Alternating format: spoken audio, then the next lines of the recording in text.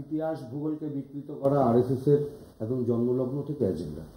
মাননীয় প্রধানমন্ত্রী বললেন, আপনারা দেখালেন 1937 সালে বন্দে মাতরমের স্তবক বাদ দেওয়া হয়েছে এবং সেই সময় থেকে নাকি দ্বিজাতি তত্ত্বের বীজ বা দেশভাগের বীজ রোপিত হয়েছিল।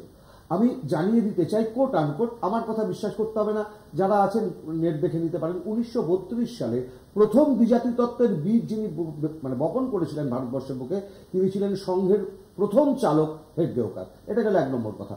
2 নম্বর কথাটা হচ্ছে, যে অভিযোগ আজকে বলছে এই মাননীয় হেগড়ে সাহেব, বিজেপির সাংসদ, যে ব্রিটিশদের অভিবাদন করার জন্য, পঞ্চম জর্জকে অভিবাদন করার জন্য রবীন্দ্রনাথ লিখেছিলেন, এইটা অনেক বছর আগে ব্রিটিশ মিডিয়া এই ব্যাপারটাকে খাওয়ানোর চেষ্টা করেছিল।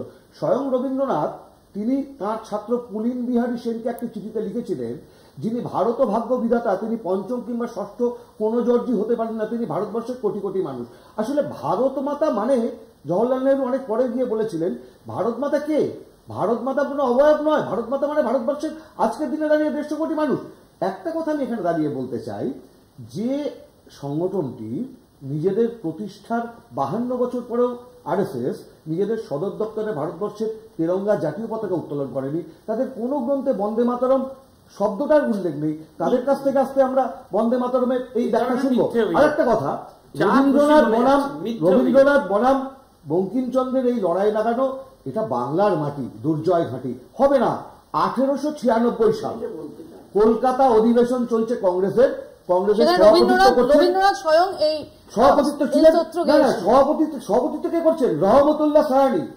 সেই অধিবেশনে রবীন্দ্রনাথ স্বয়ং এই গানটা নিজের কণ্ঠে গাইছেন। সুতরাং এই ঘেঁটে ঘ করে দেওয়া তাদের পক্ষে সময়। দেখুন, আমরা কংগ্রেস করি, আমাদের প্রতিটা অনুষ্ঠানে বন্দে মাতরমও গাওয়া হয়, জনগণমনও গাওয়া হয়, কিন্তু এই আরএসএস তারা কি করে? নমস্তে সভাবৎসলে।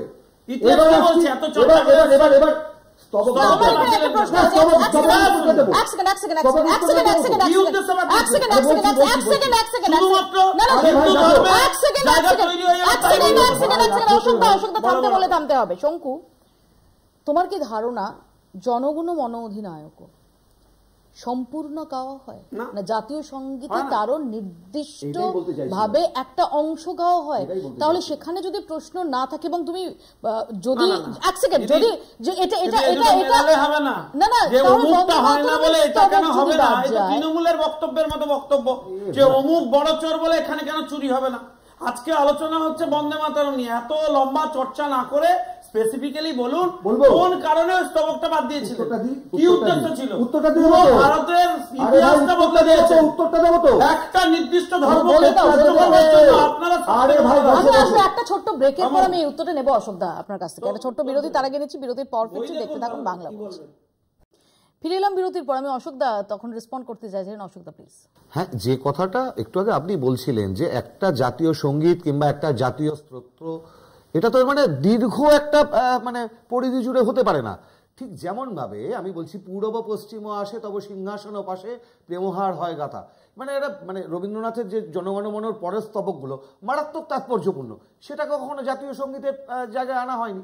সুতরাং অনেক মানুষ তার সঙ্গে পরিচিত হয়েছেন শ্রীজিৎ মুখার্জির একটি ছবিতে, তার পরের স্তবক সেটা ব্যবহার হওয়ার পর। 100% ঠিক, 100% ঠিক।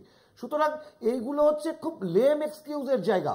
এবং বঙ্কিমচন্দ্র, যিনি আনন্দমঠ উপন্যাসে বলছেন, জন্ম হইতে তুমি মায়ের জন্য বলি প্রদত্ত, এই মাটা তো হচ্ছে ভারত মাতা। আরে ভারত মাতাকে আলাদাভাবে কোনো তার অবয়ব নেই।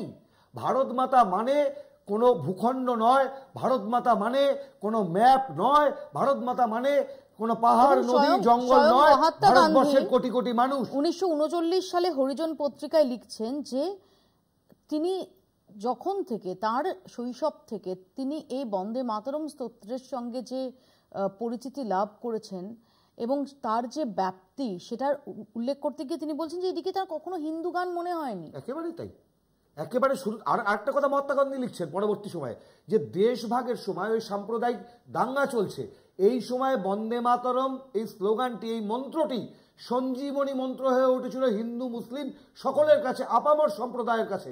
সুতরাং আজকে নতুন করে সেখানে সাম্প্রদায়িকতার গন্ধ যারা ছড়িয়ে দিতে চাইছেন, তারা আবার বলছি বিভাজনের রাজনীতি করেছেন। জনগণমন কিংবা বন্দে মাতরম দুটোই ইনক্লুসিভনেসের কথা বলে, কোথাও এক্সক্লুশনের কথা বলে না। যারা এক্সক্লুশনটাকে মননে রাখেন সে আরএসএস বিজেপি আজকে নতুন করে ঘৃণার বীজ ছড়াতে চাইছে রবীন্দ্রনাথ বনাম বঙ্কিমচন্দ্র করিয়ে। এটা লজ্জা।